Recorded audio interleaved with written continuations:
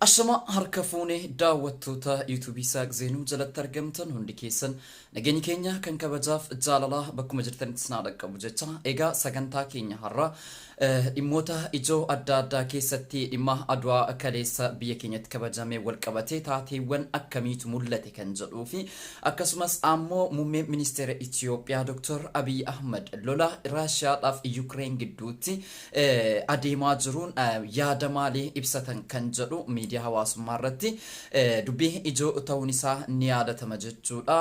Sanarraa waan dubbannu qabna. Egaan akkuma beekamu hanga xumura sagantaa keenyatti akkan waliin turtanu kabajaan isinaffeerra gaafa adwaan ka'u hacee ni yaadatama. Riqicha ragaawama riqicha adwaa guddaa isa finfinnee jiru. Namni yoo seenaa dabses lafti seenaan jijjiiru. Eenyu akka sarracee xaaliyaanii hunkuree. Eenyu paastaan goboome akka biyya gurguree. Eenyu akka sarracee xaaliyaanii hunkuree. Eenyu buuphaan goboome eenyu paastaan goboome akka biyya gurguree. Haatan jirra jirra jettee haatan harka kee ol qabdee haatan jiruu nuuf labsitee haatan jireenya kee dhabdee haatan guyyaan isaa yoomii haatan horii moo iftaanii haatan dhufaan jiran jennee matoo haatan eessa jirtuudhaanii.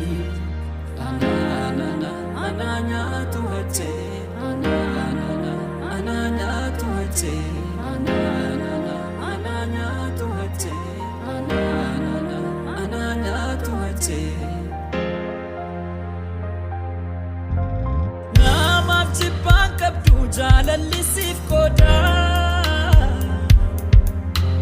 waa'ee keenya jettee sanyii mootiin boodaa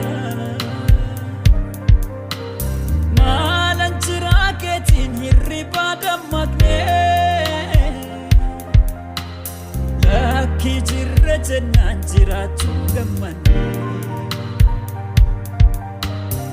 eessa jirtuu kan kee teenye eegaa turreen dhufaa kee haatee kobdiin kunne ammayyuun amanneen du'aa kee anaa nyaatu hachee anaa nyaatu hachee anaa nyaatu hachee anaa nyaatu hachee biyyeessiif sabbattuum yaahachee Sabbatum yahache, sabbatum yahache, sabbatum yahache.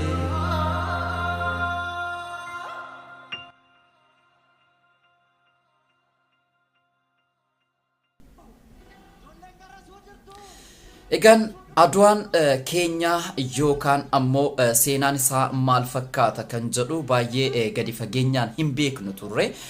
Kan adwaan maalummaan isaa seenaan isaa abbootiin kan keenya meeqaatamii meeqatu gootummaa adwaa kanarratti injifannoo biyyattiin keenya argatte kana gonfatan kan jedhu Hacaaluu irraati waggaa lamaan waggaa sadan har'aa kan nuti hubanne jechuudha. Hacaaluu Hundeessaa nama seenaa gurguddaa hojjetedha. Lakkoofsa adwaan ga'uun kan yaadatamu keessatti warra gootowwan kanaan dura wareegaman irra Hacaaluu Hundeessaatu yaadatama. Sababni isaas ammoo yeroo adwaan finxaaleyyoon yookaan nafxanyoonni adwaa ofirka galfatanii kan keenya jedhanii ofii isaanii qofittiidhaaf kabajataa turan akka waan Oromoon ga'ee keessaa hin qabne taasisanii akka waan Itoophiyaan Amaaraa qofittiidhaan ijaaramte taasisanii kan isaan ofitti fudhatanii faarsanii ayyaana adwaa kana kabajataa turantu jiru jechuudha. Jaarraa hedduudhaaf garuu dhugaan jiru kana hin ture. Dhugaan jiru yeroo adwaan yookaan xaaliyaanii biyyarraa qolatu Itoophiyaan jechuudha gootummaa gurguddaa gara caalu kan galmeessisee akkasumas immoo jeneraaloota 11 keessaa yookaan xoora zaajota 11 keessaa namni 9 Oromoo akka ta'edha kan seenaan dubbatu. Garuu seenaan isaanii kun baay'ee dhokataati ture.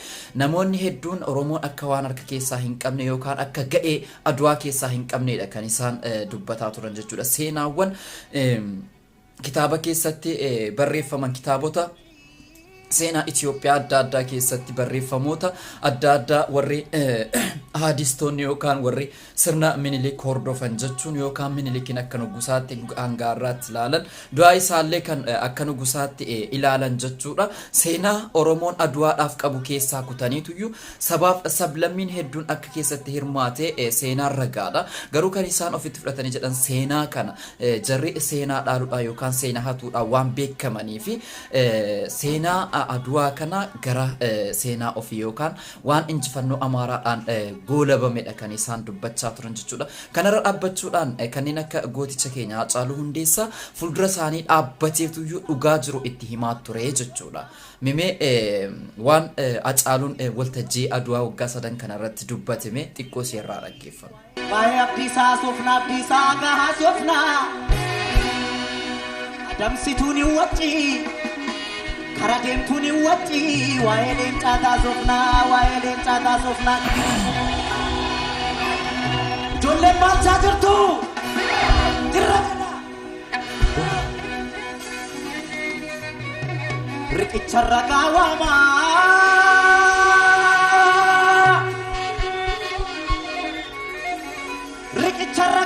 riqicha Adwaa guddaa isa Finfinnee gaafa Adwaan ka'u akkuma beekamu Haacaaluu yoomuyyuu guyyaan kaleessa waan du'a isaa waggaa lammaffaa yookaan ajjeechaa isaa waggaa lammaffaa kabajame fakkaata. Oromoon biyya keessa jirtanu xiiqii hamaa keessa akka jirtanudha kan ittiin nutti mul'istanii guddaa galatoomaas niin jenna. Kan biraa ammoo phiiphii maaltu mudate kan jedhu amma Addis Ababeen yookaan sirna nafxanyaa warri deeggaran kun warra jibbaa Oromoo irraa qaban kuni Abiyyiif Adaanech Abeebeetiin wanti jirri jedhaa oolan kana fakkaatu ture.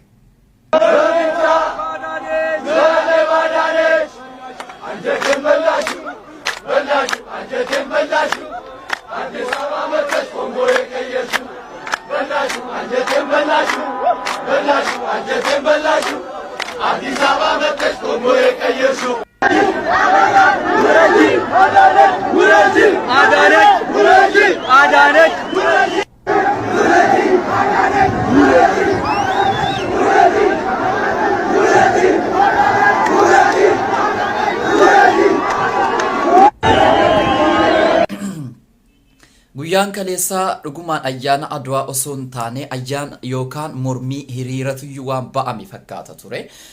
Gama Oromootiinis deebifamaa turetu jira jechuudha faallaa isa.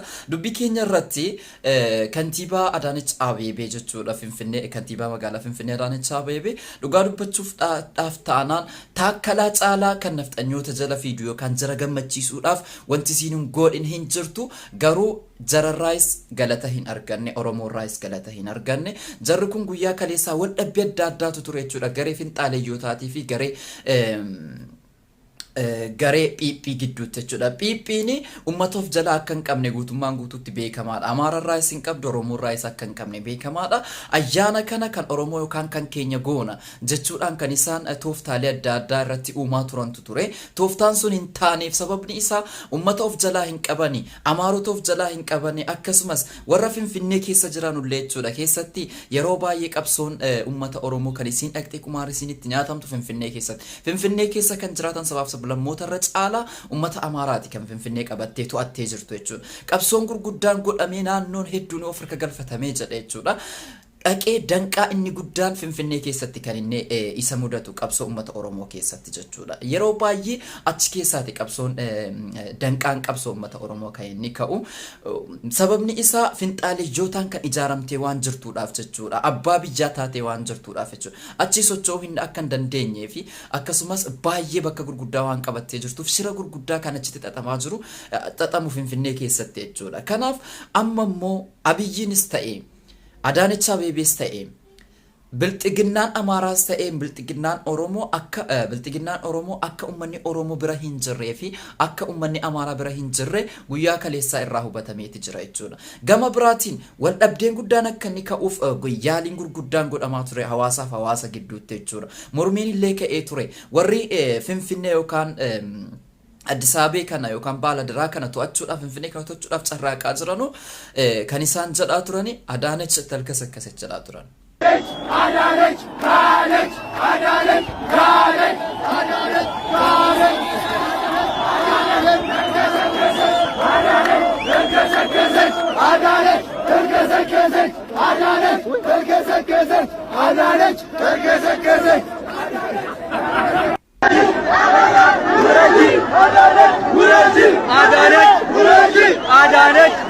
galanni nama hudduu namaaf koobuu dhufuudha akkuma jedhamu galanni jara keenyaa kana ta'edha. Jara kana gammachiisaa wanti isaan hin godhin hin jiru. Wanti isaan hijjaalin hin jiru. Garuu jarri guyyumaan guyyaa mormiin jararraa irratti yeroo jalqabaatiif kan deeggare yeroo jalqabaatiif kan mormis jaruma jechuudha. Garuu jarri kan keenya Oromootu duuda galanii jaratti galanii jarar biraas galata dhabaniitti jiru. Gama biraatiin uummanni Oromoo maal jedhaa ture?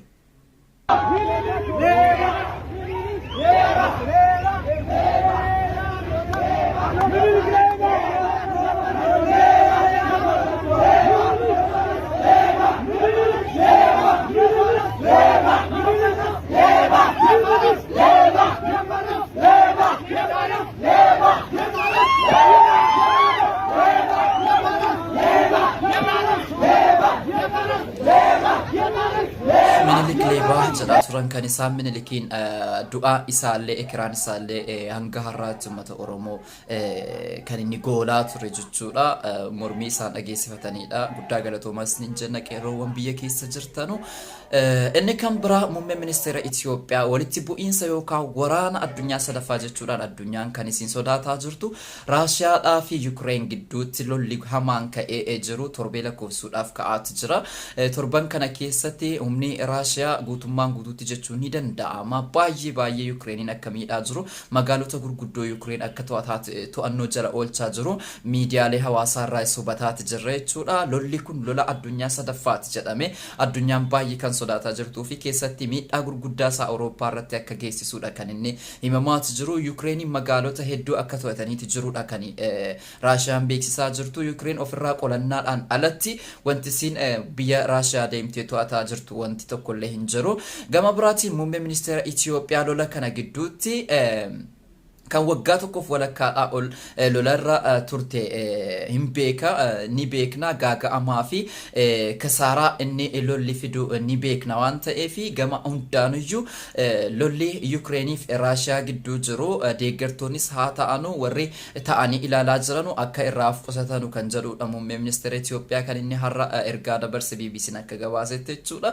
Sababni isaas lolli yookaan waraanni gaaga'amni inni geessisaa ture nuti keessa turreeti argine waan ta'eef lolli kun atattamaan akka dhaabbachuu qabudha kan isaan dubbatanii. Ergaan kun ergaa bareedaa ta'eetiyye garuu wanti hundinuu mana keessaa ka'a. Akkuma dheengadda Puutiin jedhetti Afrikaan yaada mataa isii yeroo isin dubbattee jettu dura beelaa fi rakkina ummata keessanirraa kaasaa lola addunyaatti quba qabuudhaan duratti kan jedhu deebii hamaadhaaf deebii mataa namatu qudha kan inni dabarse sirriidha. Durri wanti hundi isaatu mana keessaa kaa waan ta'eef dura mana ofiyyoo qulqulleessatanidha. Yookaan immoo namni tokko maatii ofiyyoo bareechee bulchedha kan inni maatii ormaatiif yookaan jaarsummaa yookaan fakkeenya ta'uu danda'udha. Kanaaf jennaan biyyi kan keenya Itoophiyaanis waliin erga wal waraanuu jalqabde hadha waggaa tokkoof walakkaadha. Kanaaf lubbuun hedduun akka gaaga'amaa jiru. Ofiisiitii osoo waraana hin dhaabin waraana biyya biraati waraanni isiniif hin ta'u dhaabaa jechuun waan hin taanedha waan ta'eef kun waan qaaniidhaaf waan kolfaati. Dhuguma kan gaaga'amni waraanaa dhiibbaa gurguddaa kan geessisu yoo ta'e jedhe silaa waraana biyya keessa jirudha kan inni dhaabsisuu danda'udha. Addunyaan yeroo meeqa xaalqaa yookaan gidduu seentee waraana kana dhaabsisuudhaaf yaalaa turte nu keessa hin seenina maal jedhaa kan turan jechuudha. Kanaaf jennaan dura wanti hundinuu ofirraa ka'a waan ta'eef gamanumaan kana jechuu barbaanna. Egaan daawwattoota keenya sagantaan irraaf qabannee dhiyaanne kana fakkaata ture. Waan waliin turtaniif guddaa galatoomaa. Warri maatii kiyyan taane subscribe gochuudhaan maatii kiyya ta'a. Nageetti.